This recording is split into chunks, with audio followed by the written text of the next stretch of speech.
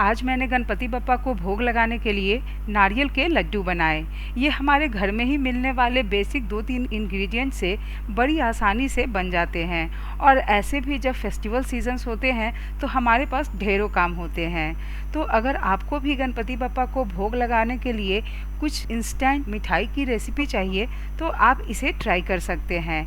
ये बड़ी जल्दी बिना घंटों के मेहनत से आसानी से घर में बन जाते हैं। तो चलिए इसे बनाते हैं। इसे बनाने के लिए मैंने फ्रेश कोकोनट का इस्तेमाल किया है।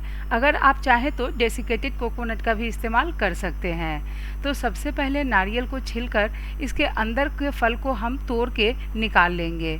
फिर इसे धोकर चाकू से या पिलर से हम छील लेंगे। आज मैं ये नारियल के लड्डू चीनी से बना रही हूँ, इसीलिए ऊपर के छिलकों को हटाना बहुत ज़रूरी होता है, नहीं तो फिर ये दिखने में बहुत अच्छे नहीं लगते हैं। अगर आप गुड़ का इस्तेमाल कर रहे हो तो आप छिलके नहीं भी निकालेंगे तो आपका काम चल जाएगा। तो सारे नारियल को हम अच्छे से छील कर रख लेंगे। अब इस नारियल को मिक्सी की जार में दरदरा ग्राइंड कर लेंगे। आप चाहें तो इन नारियल को कद्दूकस करके भी रख सकते हैं, पर फेस्टिवल सीजन्स में सुबह सुबह तो वैसे भी समय की बहुत कमी होती है, तो मैंने झटपट से बनाने के लिए इसे मिक्सी में ही पीस लिया है। इसे मिक्सी में पीसते समय इस बात का ध्यान रखिएगा कि इसमें हमें पानी बिल्कुल भी नहीं रखना है, क्योंकि हमें इसका पेस्ट नहीं बनाना है बल्कि इसका बारीक पाउडर बनाना है। तो मिक्सी को थोड़ा रुक रुक कर बीच बीच में स्पून या हाथों से इसे नारियल को अच्छे से मिला दीजिएगा, ताकि ऊपर नीचे से सभी तरफ से अच्छे से ये ग्रेट हो जाए। तो नारियल को हमें इस तरह से बारीक पाउडर बनाकर तैयार कर लेना है। अगर 1-2 छोटे छोटे चंक्स रहे भी तो टेंशन करने की ज़रूरत नहीं है। अब एक कढ़ाई गर्म कर इसमें 2 से 3 चम्मच पानी डालेंगे। फिर इसमें फुल क्रीम दूध डालकर इसे गाढ़ा होने तक पकाएंगे। यहाँ मैंने 1 लीटर दूध का इस्तेमाल किया है। आप चाहें तो फुल क्रीम दूध की जगह पर आप जो रेगुलर में इस्तेमाल करते हैं उस दूध का भी इस्तेमाल कर सकते हैं। तो अब हमें 10 से 15 मिनट तक इस दूध को अच्छे से चलाते हुए गाढ़ा करना है।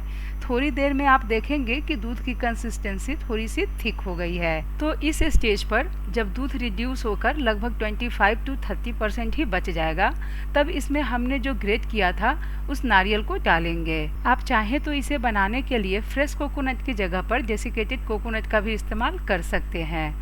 फिर इसमें आधा चम्मच इलायची पाउडर डालेंगे। फिर इसमें अपने स्वाद के अनुसार पीसी हुई चीनी डालेंगे। अब इसमें लगभग 1 कप मिल्क पाउडर डालेंगे।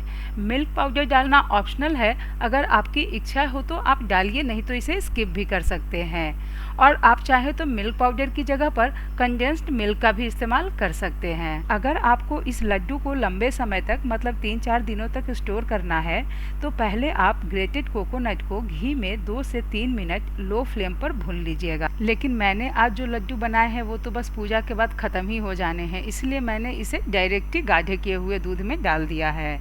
तो अब बेसिकली हमें सभी इंग्रेडिएंट्स को अच्छे से मिलाकर इस मिक्सचर के कढ़ाई छोड़ने तक पकाना है। देखिए, जब इस तरह से कढ़ाई ये छोड़ने लगे तो मतलब हमारा मिक्सचर बनकर तैयार हो गया है। अब गैस का फ्लेम बंद कर देंगे और इसे कढ़ाई में ही फैला देंगे ताकि ये अच्छे से ठंडे हो जाएं। जब ये मिक्सचर हल्के ठंडे हो जाएंगे तब एक प्लेट में 4 से 5 चम्मच डेसिकेटेड कोकोनट रख लेंगे। इससे हम लड्डू को कोटिंग करेंगे। अब हाथों पर थोड़ा सा घी लगाकर थोड़े से मिक्सचर को हाथों में लेकर इसे अच्छे से गोला शेप देकर लड्डू का शेप देंगे। मिक्सचर आप उतना लीजिएगा आपको लड्डू का जितना बड़ा साइज रखना हो। अब इसे हम डेसिकेटेड कोकोनट यानी कि सूखे नारियल के बुरादा से कोट कर लेंगे। इससे ये दिखने में काफ़ी सुंदर लगते हैं। आप चाहें तो इसके ऊपर कुछ ड्राई फ्रूट से भी इसे डेकोरेट कर सकते हैं, पर मैंने नारियल के लड्डू को ऐसे ही रखा है। तो घर के बेसिक 2-3 इंग्रेडिएंट से झटपट से ये कोकोनट लड्डू बनकर तैयार हो जाता है और खाने में तो ये सुपर टेस्टी लगता है। तो फेस्टिवल सीजन्स में जब मिठाई की डिमांड बहुत ज़्यादा हो जाती है तब मार्केट में भी अधिकतर मिलावटी मिठाई मिलने लगते हैं।